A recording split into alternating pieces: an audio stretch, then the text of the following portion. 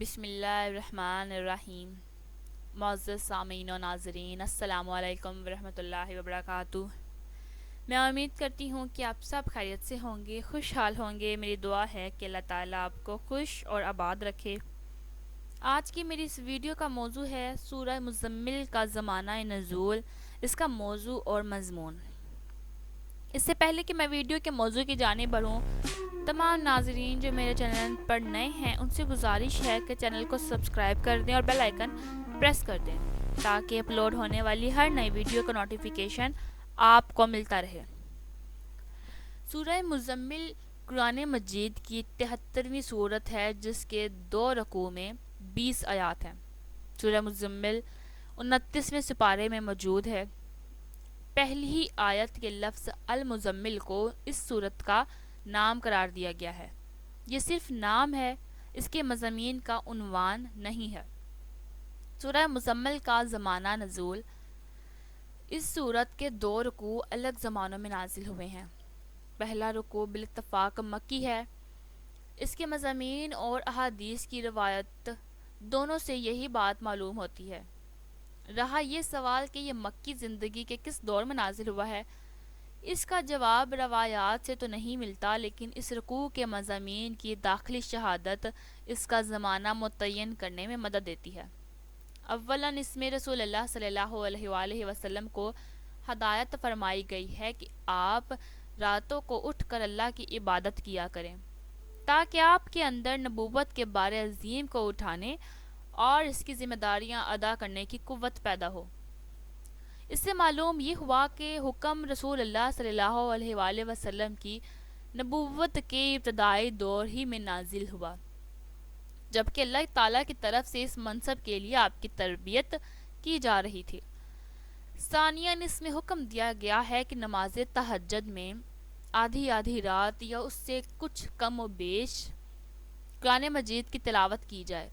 یہ ارشاد خود بخود اس بات پر دلالت کرتا ہے کہ اس وقت قرآن مجید کا کم از کم اتنا حصہ نازل ہو چکا تھا کہ اس کی طویل قرات کی جا سکے۔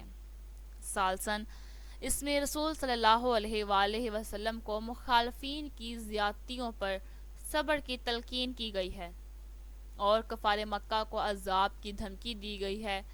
اس سے ظاہر ہوتا ہے کہ یہ رکوع اس زمانے میں نازل ہوا ہے جب رسول اللہ صلی اللہ علیہ وآلہ وسلم اسلام کی اعلانیہ طور پر تبلیغ شروع کر چکے تھے اور مکہ میں آپ کی مخالفت زور پکڑ چکی تھی۔ دوسرے رکوع کے متعلق اگرچہ بہت سے مفسرین نے یہ خیال ظاہر کیا ہے کہ وہ بھی مکہ ہی میں نازل ہوا ہے، لیکن بعض دوسرے مفسرین نے اسے مدنی قرار دیا ہے، اور اس رکوع کے مضامین سے اسی خیال کی تائید ہوتی ہے کیونکہ اس میں قتال فی سبیل اللہ کا ذکر ہے اور ظاہر ہے کہ مکہ میں اس کا کوئی سوال پیدا نہ ہوتا تھا، اور اس میں فرض زکوٰۃ ادا کرنے کا بھی حکم دیا گیا ہے، اور یہ بات ثابت ہے کہ زکوٰۃ ایک مخصوص شرح اور نصاب کے ساتھ مدینہ میں فرض ہوئی ہے۔ سورہ مزمل کا موضوع اور مضمون، پہلی 7 آیات میں رسول اللہ صلی اللہ علیہ وآلہ وسلم کو حکم دیا گیا ہے جس کار عظیم کا بار آپ پر ڈالا گیا ہے اس کی ذمہ داریاں سنبھالنے کے لیے آپ اپنے آپ کو تیار کریں، اور اس کی عملی صورت یہ بتائی گئی ہے کہ راتوں کو اٹھ کر آپ آدھی رات یا اس سے کچھ کم و بیش نماز پڑھا کریں۔ آیت 8 سے 14 تک حضور صلی اللہ علیہ وآلہ وسلم کو تلقین کی گئی ہے کہ سب سے کٹ کر اس خدا کے ہو رہیں جو ساری کائنات کا مالک ہے، اپنے سارے معاملات اسی کے سپرد کر کے مطمئن ہو جائیں۔ مخالفین جو باتیں آپ کے خلاف بنا رہے ہیں ان پر صبر کریں، ان کے منہ نہ لگیں اور ان کا معاملہ خدا پر چھوڑ دیں کہ وہی ان سے نمٹ لے گا۔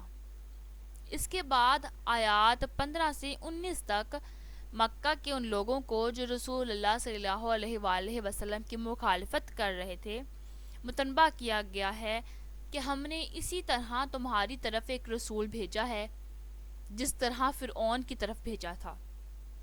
پھر تم دیکھ لو کہ جب فرعون نے اللہ کے رسول کی بات نہ مانی تو وہ کس انجام سے دوچار ہوا۔ اگر فرض کر لو کہ تم دنیا میں کوئی عذاب نہ آیا تو قیامت کے روز تم کفر کی سزا سے کیسے بچ نکلو گے؟ یہ پہلے رکوع کے مضامین ہیں۔ دوسرا رکوع حضرت سعید بن جبیر کی روایت کے مطابق اس کے 10 سال بعد نازل ہوا، اور اس میں نماز تہجد کے متعلق اس ابتدائی حکم کے اندر تخفیف کر دی گئی جو پہلے رکوع کے آغاز میں دیا گیا تھا۔ اب یہ حکم دیا گیا کہ جہاں تک تہجد کی نماز کا تعلق ہے وہ تو جتنی بآسانی بھی جا سکے پڑھ لیا کرو، لیکن مسلمانوں کو اصل اہتمام جس چیز کا کرنا چاہیے وہ یہ ہے کہ 5 وقتہ فرض نماز پوری پابندی کے ساتھ قائم رکھیں، فریضہ زکوٰۃ ٹھیک ٹھیک ادا کرتے رہیں، اور اللہ کی راہ میں اپنا مال خلوص نیت کے ساتھ صرف کریں۔ آخر میں مسلمانوں کو تلقین کی گئی ہے کہ جو بھلائی کے کام تم انجام دو گے وہ ضائع نہیں جائیں گے، بلکہ ان کی حیثیت اسی سامان کی سی ہے جو ایک مسافر اپنے مستقل قیام گاہ پر پہنچنے سے پہلے ہی بھیج دیتا ہے۔ اللہ کے ہاں پہنچ کر تم وہ سب کچھ پاؤ گے جو تم دنیا میں آگے روانہ کر رہے ہو، اور یہ پیشگی سامان نہ صرف یہ کہ اس سامان سے بہت بہتر ہے جو تمہیں دنیا ہی میں چھوڑ جانا ہے، بلکہ اللہ کے ہاں تمہیں اپنے بھیجے ہوئے اصل مال سے بڑھ کر بہت بڑا اجر ملے گا۔ اور یہیں پر سورہ مزمل کا مضمون مکمل ہوتا ہے۔ میں امید کروں گی ناظرین کہ آپ کو آج کی ویڈیو کا موضوع پسند آیا ہوگا۔ اگر ویڈیو اچھی لگی ہو تو لائک، شیئر اور کمنٹ ضرور کیجیے گا۔ اگر اسی طرح کے اسلامک ویڈیوز یا مختلف سورہ کے موضوع اور مضمون جاننا چاہتے ہیں تو آپ چینل کو سبسکرائب کر دیں اور بیل آئیکن پریس کر دیں تاکہ اپلوڈ ہونے والی ہر نئی ویڈیو کا نوٹیفیکیشن آپ کو ملتا رہے۔ اپنی دعاؤں میں یاد رکھیں۔ اللہ حافظ۔